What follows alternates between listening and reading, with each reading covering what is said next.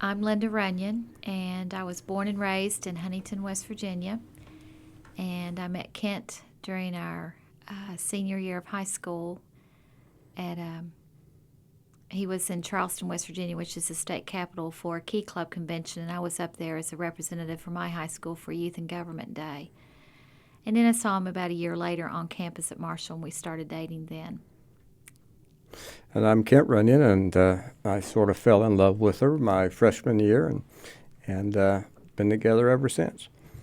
Like Linda said, we met at Marshall University, and which was a university about the size, about 12,000 in population. It resides in Huntington, West Virginia, which at that time was a town approximately 70 to 80,000 individuals. We both were majors in education and took some of our classes together.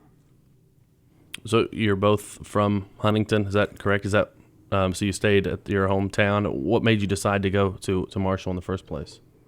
Well, my father was a professor there at the university in the College of Education, and I got to play basketball for them. And in fact, was a teammate of and had to guard Mike D'Antoni, who now is the head coach of the Phoenix Suns. And the guy still has not given me free tickets to the Suns games yet, so holding out for free tickets. Ken actually went to the Marshall Lab School from kindergarten all through his senior year of high school, and then of course he got his undergraduate degree and master's degree from Marshall. So. And we hate to say it, but our arch rival is West Virginia University, and I got my doctorate from West Virginia University, which Marshall fans would find somewhat offensive. And I stayed at Marshall. My brother was very ill my senior year, freshman year, and because of medical expenses and things, I just decided to stay at Marshall. I wasn't necessarily going to, finish my degree there, but met Kent, and we just decided to both stay in school there. Although he started out in political science, and I was the education major, and he liked taking classes with me, so he sort of slid in the back door that way to teaching. Thought I was going to end up being a lawyer and became a teacher, Yeah. So you never know where you're going to end up. Mm-hmm. Go back to your college days. Did you guys attend the football games a lot? Was that part of your deal? Oh, definitely. I was a Tri Sigma, and Kent was a member of Sigma Alpha Epsilon SAE, and we would go, and we would normally sit with the SAEs, but every sorority, every fraternity had a section at the stadium, and the idea was you were to be there and yell and make your presence known. So we went every Saturday, and all during our freshman year, Marshall did not have a winning season. Actually, I think we had one of the longest losing streaks in the country at that time. But we would go. We were pretty faithful about attending the games. In fact, of the two major sports, basketball was the dominant sport at the time.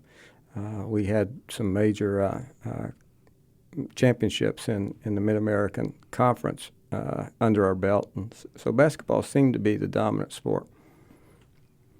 Going back to that date, November 14th, 1970, you guys, what year in school were you? And first of all, I guess what year were you guys? We were sophomores. And how? I guess it was obviously a road trip.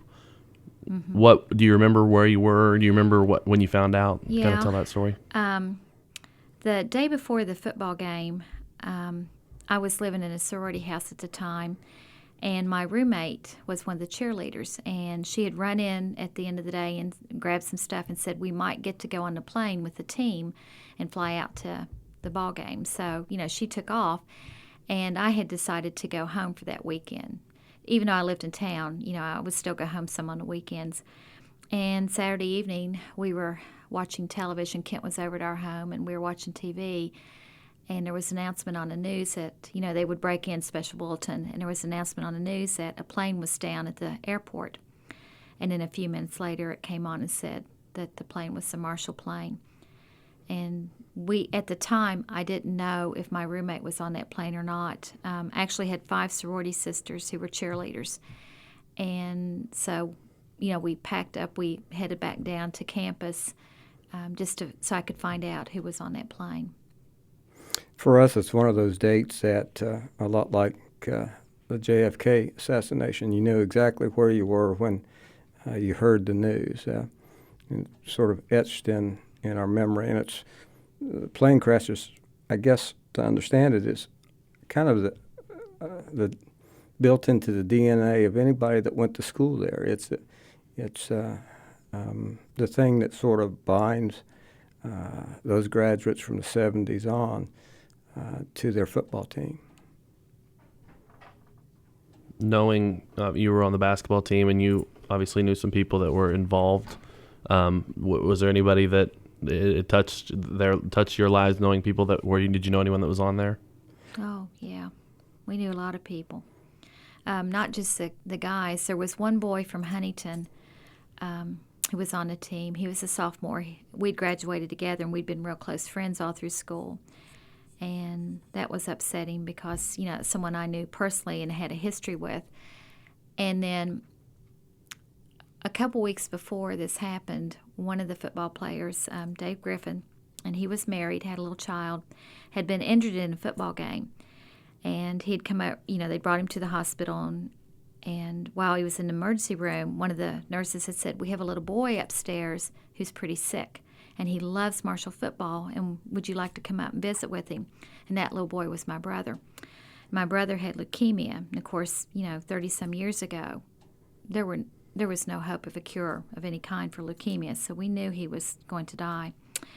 And I remember Dave came up to see him, and he said, hey, he'd come back, and he brought a couple of the other players over the next few weeks. They came back to visit. So that was, there was that connection there of someone going out of their way to do something nice for a little boy who he didn't even know. And then there were a lot of members from the community. I mentioned that I had 5 sorority sisters who were cheerleaders. Well, several of them had parents on that plane. 2 sets were sisters, and their dad was on the plane. He's the athletic director at Marshall. And then another set of parents were on the plane. They were doctors in town. And I had another sorority sister whose parents were on the plane. He was a doctor, and his wife. So we knew these people. I'd been in their homes growing up as a kid, and these were the moms and dads that took us places and chaperoned us and things like that.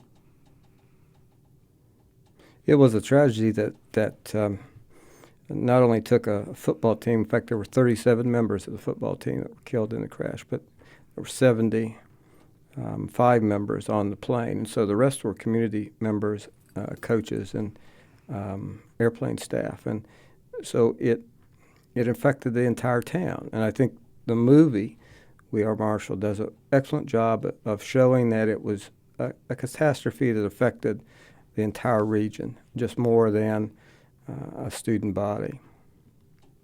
That's one thing I was going to ask. I haven't actually seen that movie. I was going to actually rent it tonight and get it and watch it because I haven't seen it yet. Is it pretty accurate? A number of things that were accurate. We went to see it on Christmas Day because we figured there would be very few people in attendance, and we didn't know how we'd react. But it brought back a lot of memories. We found, as we watched, and then we've rented it, we found a number of things sort of true but yet not true. For example, the steel mill owner, who was the president of the University Council, did not exist, nor did the love affair between the football quarterback and the cheerleader. Those were simply Hollywood imaginations to kind of bring the plot to life. We did have, in fact, Linda and I tried to attend the wedding 2 weeks before the plane crash of one of the football players and a cheerleader. We went to the wrong church. Went to the wrong church. We missed that, yeah. We missed that. Friend of ours. Now, in the story, the love story, I think what they did was take like a combination of players because several of them were engaged. The quarterback actually was engaged at the time, but the names are all different in the movie from the fictional characters. And I read someplace that Hollywood had done that to respect the privacy and the how sensitive that is for family members who lost their loved ones on that plane crash. But the cheerleader tells the story. A lot of it's through her eyes and the interactions that she has with her, the quarterback's father. But now Kent mentioned the University Council, and his dad was a member of that, and they do play a part in this movie. All of the faculty members at the university were assigned a student or football player or an individual who died on the plane, and they were to oversee the insurance, the logistics of burial, and whatever came up in communicating with the university and other entities. And my father had served in World War II and done a number of different things, but he later confided that that was probably the worst assignment that he's ever been given. And he worked with the family from Logan County, which is a coal mining county in West Virginia. And he was a student manager for the football team that perished and was the first child in his family to go to college. What was, I guess, campus like afterwards? That being Saturday, the next week, the next month, even the next couple of years? Well, that weekend there was a memorial service at our field house, and it was pretty well packed, mainly students. There were some community members, but mostly students showed up for this. And it was pretty somber, of course. And we did try to have class, but they decided to pretty much close campus down for the next week. And I remember I had a civics professor, and one of the boys was in our classroom. And that first day back,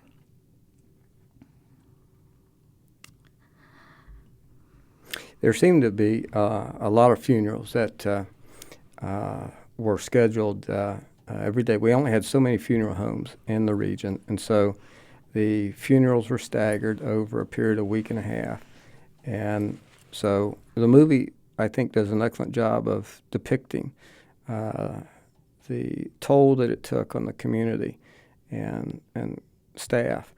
And the line that the coach used, the funerals end today, was a line that was spoken by the football coach to not only signal that we're going to begin football, but we want to stop every time the new Young Thundering Herd went to play, before the game they had a memorial service, and he wanted that stopped so that they could get on with developing a football team, and it was a new day. So a lot of truth in what the movie depicted. To go back to your original question, how was it depicted? I thought very accurately depicted was the crash of the plane.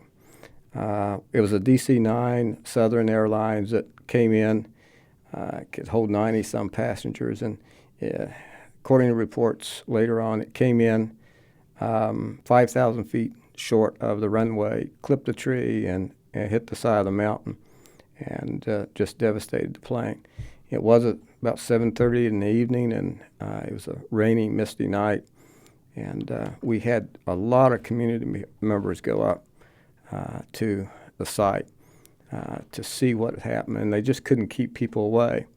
And in the movie, the playbook was found, and the police chief gave it to the university president, Dr. Denman, and that really wasn't accurate, according to some of the Mr. Salvador, who was a reporter.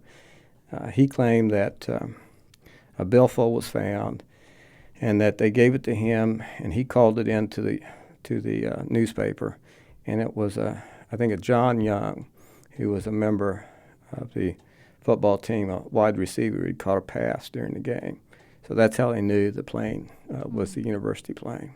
I don't think it was Ernie that called. Someone called it in to Ernie Salvatore, Yeah, that's one right. of the other reporters that lived down. See, the airport's on the outskirts of Huntington, and one of the other reporters lived right by there, and he heard it. He heard the crash, and the scanners came on, and of course he immediately left his home and went to the site of the crash. I don't think people understand now how difficult it was at the time to retrieve everybody. I was at my roommate, one of the cheerleaders, her name's Cindy. I was at her home the next day, and the assistant athletic director who had not made the trip came to her house, and he brought, I remember he brought in cases of Pepsi. It's funny the things you remember. And he wanted to visit with her, and he just asked if she had any idea what her mother was wearing, if she could identify, talk about the clothing she had on and any jewelry. And, now everything's done forensically. You look at DNA and things like that. But at the time, they didn't have that capability. And so they were trying to recognize these bodies from anything. And they finally did identify her mother, I think, through a wedding ring. But, I think when you look at it that way, you realize how devastating, how explosive this plane crash was, hitting the side of the mountain like that. There were 6 players that they could not identify the remains, and those 6 are buried in the cemetery that's depicted in the movie. And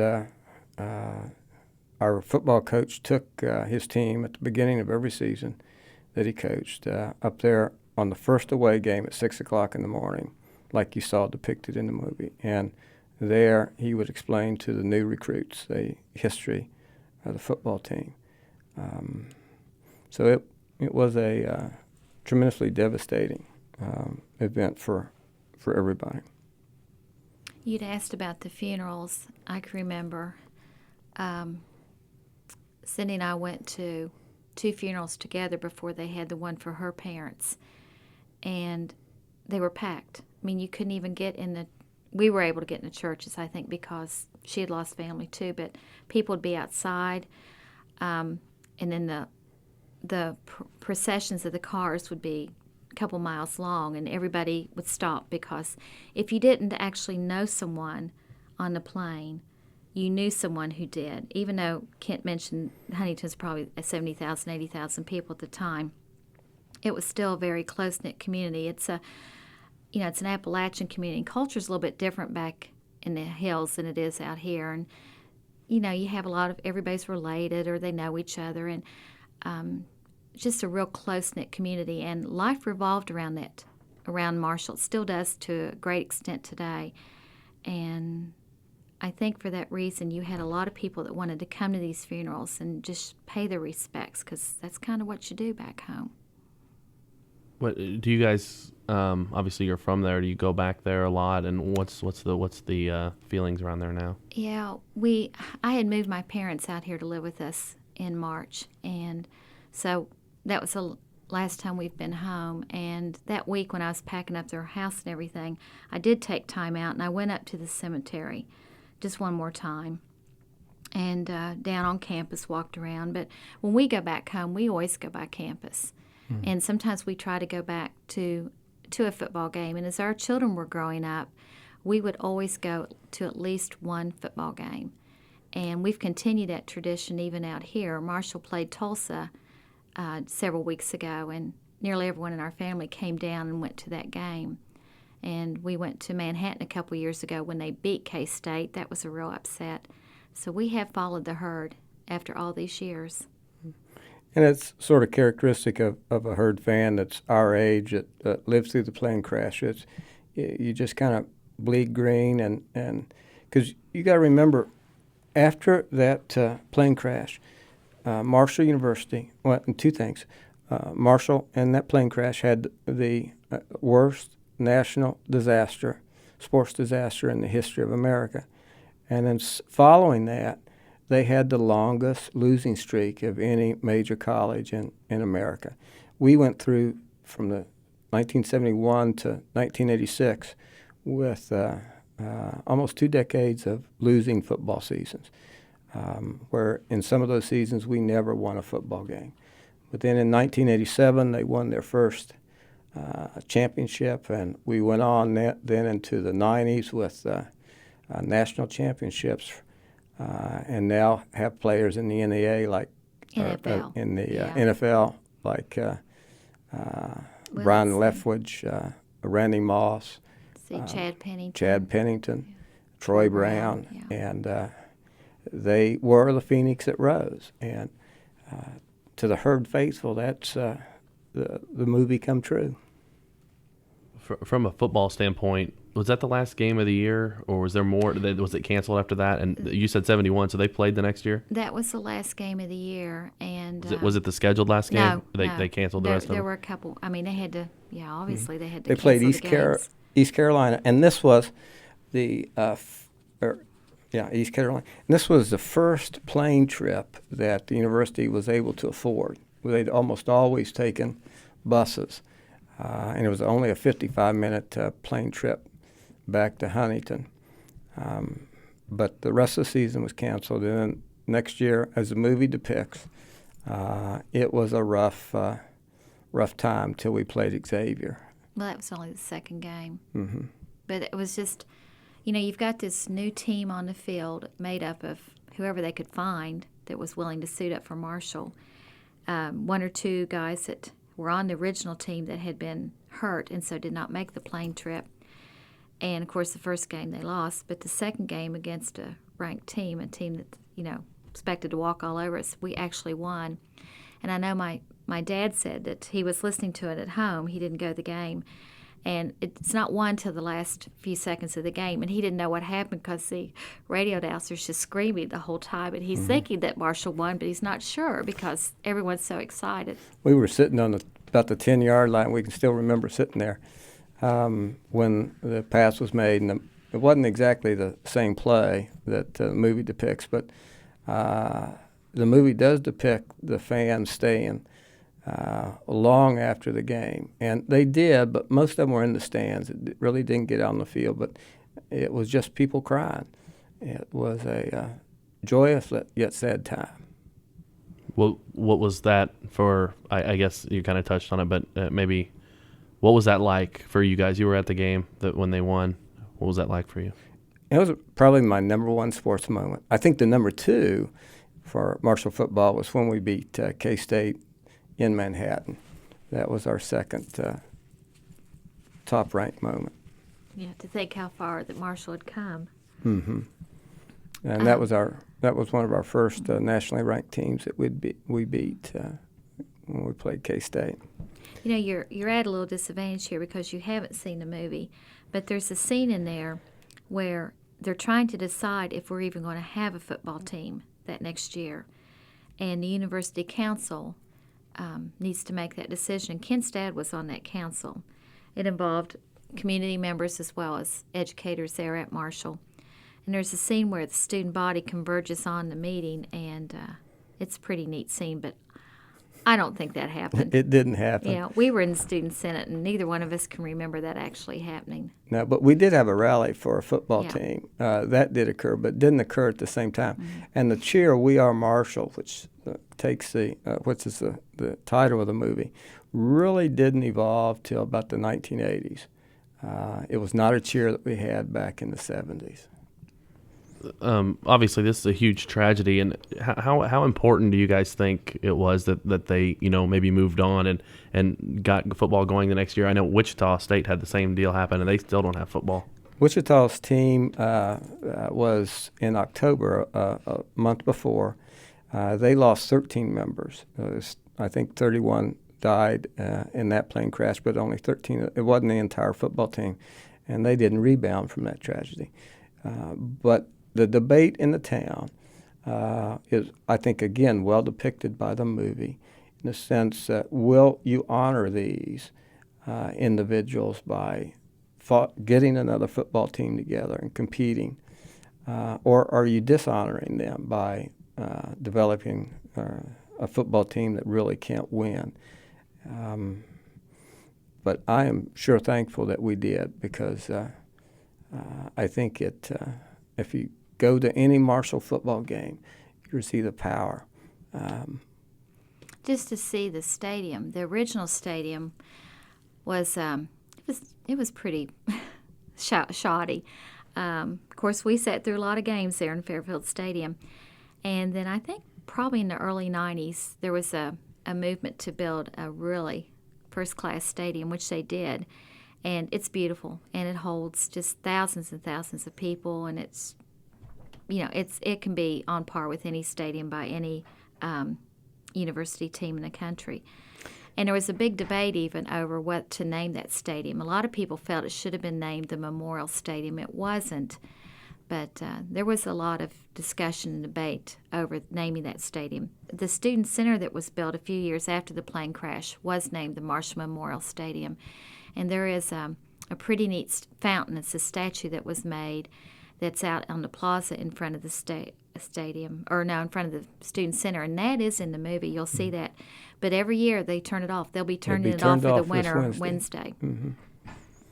So, and in the movie, the football stadium that you see Marshall playing in was, I think, Brown University in Atlanta. It wasn't the original football stadium.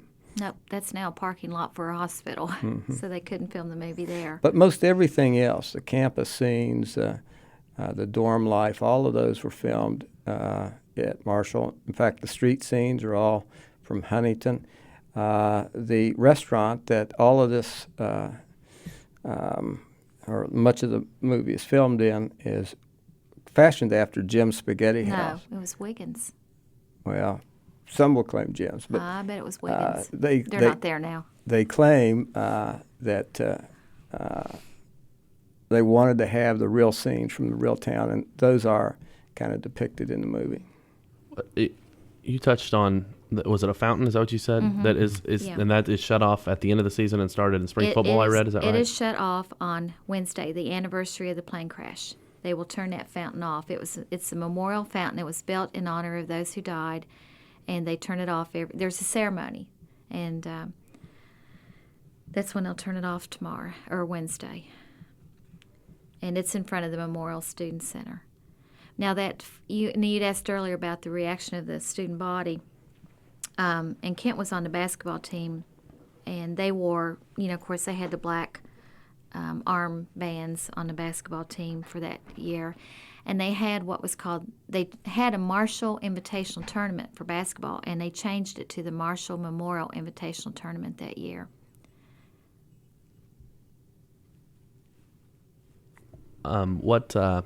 I guess, kind of going back to the decision to continue the football program, was there, you said that they were trying to decide whether it was maybe remembering in a good way the football team, but if they weren't going to be good, it would be kind of a downer. But is this something that the community was involved in, the decision, or was it just the university? And I guess, yeah, it kind of expanded. It was a debate in the paper with the editorials, but mainly it was an administrative decision. The movie depicts that with Don Dedman, the university president, going to bat for the university. In fact, see, what was the major problem is that they just couldn't recruit because at that time freshmen could not play a varsity sport. And so when they went out to look for freshmen, since they couldn't play, they just didn't want to sign with Marshall. They went to West Virginia or another university, and recruiting was a major problem. So to be able to field a semi-quality team, they had to get other athletes like baseball players, or we had 2 basketball players go and play that, though didn't have any talent in football, at least were big boys that could hit and learn the game. But they had to get those freshmen to play to have the numbers. And finally, after a number of appeals, the NCAA allowed Marshall an exemption to play their freshmen. Was there community? Was it behind moving on and continuing this, or?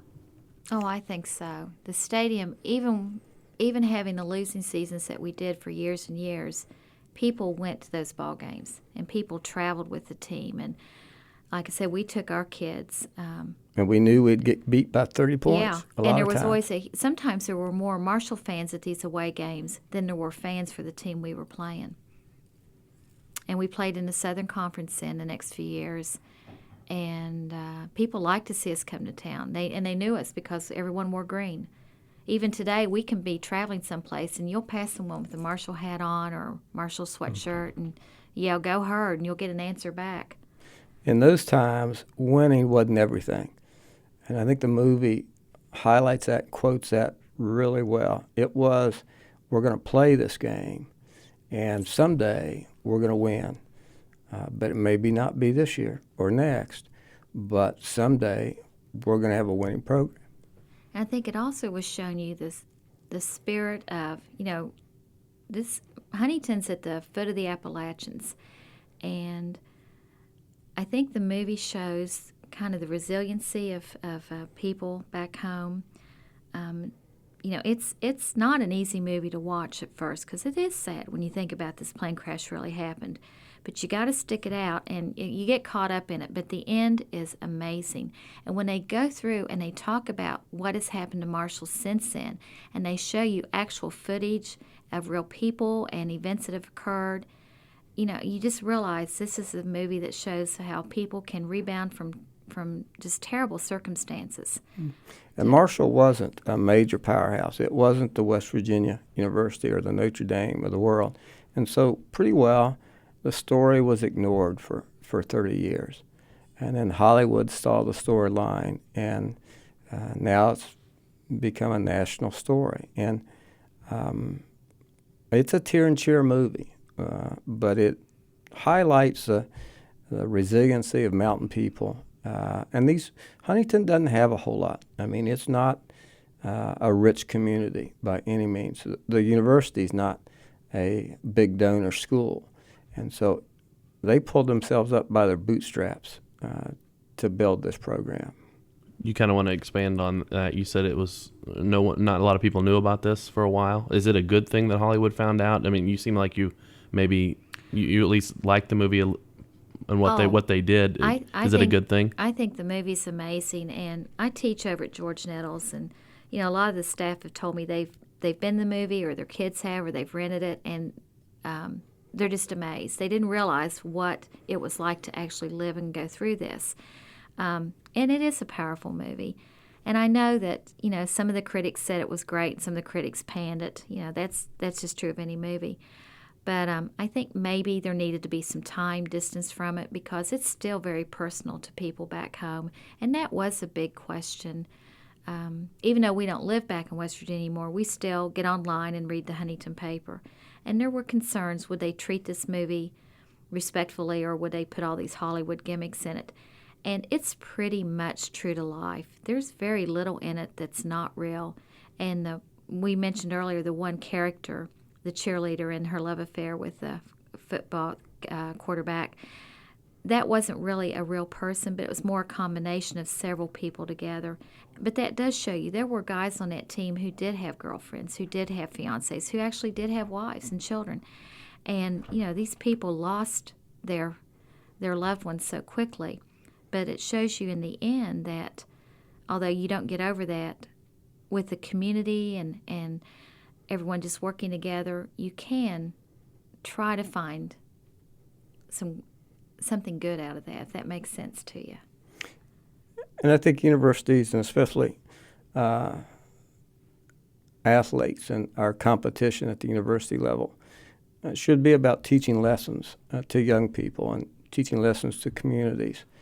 It's not all about winning. And Huntington and its Marshall graduates have learned that winning is important, but it's not everything. It's the competition, how you compete. We came here to Pittsburgh State in 88, 89, and I don't think since we've been here, our football team has lost more than 3 ball games in all of those seasons. It's always been winning seasons, and perhaps our people here are somewhat spoiled, at least from a perspective coming from Huntington. When we were looked for a 2-win season to be a positive for us. But our kids there and the students there appreciate when our football team takes the field. And there's a heart there that I don't think a lot of other universities have. kind of going back to the fountain that you talked about, is there anything else like that maybe, I don't want to say a shrine, but a remembrance, anything like that else that goes on, maybe a special pep rally each year or something else that goes on? I don't know of anything now that it goes on. I know the first few years after that happened, there was always memorials after, on the anniversaries. There will be something in the paper. I think when there were a memorial edition of the newspaper a few years ago, like when it was 30 On the years. anniversary dates, yeah.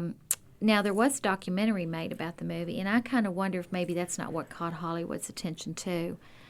What was that one?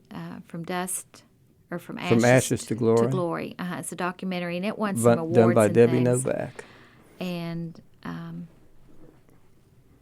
so maybe in a way that might have been a memorial to the plane crash, to the victims. Is there anything else you guys would like to add? You're editing this, right? Oh, yeah. Yeah. I'm going to try to tell you the story about the professor if I can. Okay. If I can get through it. Because it just shows you Marshall's such a close-knit community, and the care that professors had for their students. But I remember his name, Edwin Covey, Dr. Covey. And one of the boys was in my class, and we went to class that day, and he had brought a single carnation, and he simply put it on this guy's desk, and then we had a prayer, which, you can't necessarily do that today. And, we had a moment of prayer, and then we left. So I think that just shows you the closeness of the Marshall community. And I know a couple weeks before, when Wichita State had lost some of their football team on that plane crash, we had prayer for them at the Fairfield Stadium before the kickoff of the football game. And how ironic that just a few weeks later we were going to lose our team. And it does bring people together. Our arch rival in that state was West Virginia U. And as the movie depicts, our coaches went up there to learn how to run certain types of plays, and the coaching staff was just highly supportive. In fact, again, as the movie shows, they wore black bands that year for that season the next season for our Marshall football players. So it was a statewide effort to bring that football team back to life. Is it kind of a testament to the community and the area that things have again, like Wichita, they still don't have football. Is it kind of a testament to the people in the community out there that things moved on, and now you've had some great years in the late 90s? And I think in Wichita, you look at the size of that city. It's a pretty big city, and that might be the difference. Huntington is not that large, and a lot of what goes on in Huntington revolves around the university. And where in Wichita, there's so many more things going on in Wichita. You have the airplane industries and a lot of other industries, and maybe that's the difference. In Huntington, so many people actually knew someone on that plane. They were, directly affected by the crash of that plane. So they had a vested stake in seeing this program rebuilt to honor those people who lost their lives. And I think that's a big difference between Huntington and Wichita. All right. If you have anything else? I don't know. Is that what you wanted? I've got plenty, so unless you can think of anything else. You need to go see the movie. Okay. It's a great movie. Yeah, it really is. A lot of truth in the movie. We tried to look for the inconsistencies, like the ambulances. Fire trucks, yeah, they go the wrong way. The They go on a ambulances one-way were street. going the wrong way Yeah. on 4th Avenue. Mm-hmm. What else did we see? But they show you we were excited watching the movie because we go, oh, look, there's that place and there's that place. I think in one scene you see one of a newer building that was built after the plane crash, but those are just minor things. From a history standpoint, you recommend it? Oh, definitely. Especially if even if you don't care for sports, it's just a good movie. And at the end, you really do feel uplifted when you see how this community rebounded from this. You really do. It's a great movie. So. Okay. All right. Thank you. Thank you.